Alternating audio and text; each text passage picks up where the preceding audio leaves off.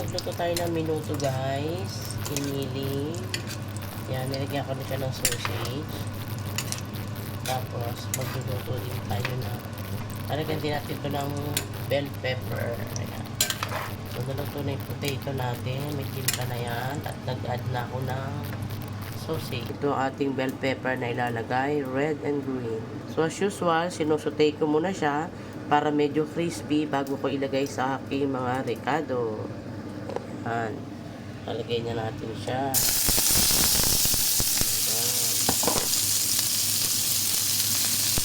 Sutay lang. Bago natin i-mix din sa ating minuto. Kaya pampakulay lang.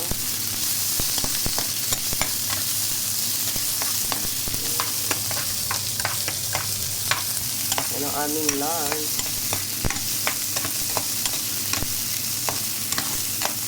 Medyo crispy mo lang ng konti.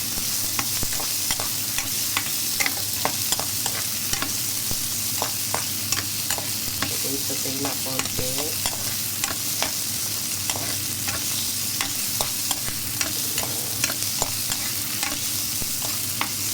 Okay, let's put now in our minuto. Ayan. Pop ko muna siya. Ayan. Pampadagdag lasa, pampadagdag kulay. Ayan, ang ating minuto. My version. Minutong giniling. Matawag dyan sa iba, relleno. Hindi ko alam, tama. Ayan, so i-mix natin siya. Hinaan lang natin ng apoy. Ng apoy. Ng heat niya. Kasi itong aking lutuan ay induction black toothpiece.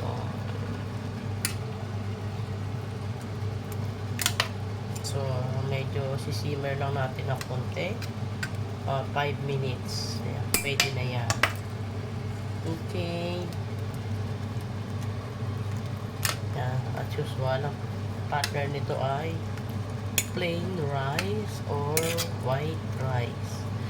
Kunti-kunti lang pagkain ng white rice kasi masyadong maraming carbohydrates pa yun. Ayan guys. Let's cook it for 5 or 10 minutes. Okay. Ayan. Thank you so much for watching. That's my minuto.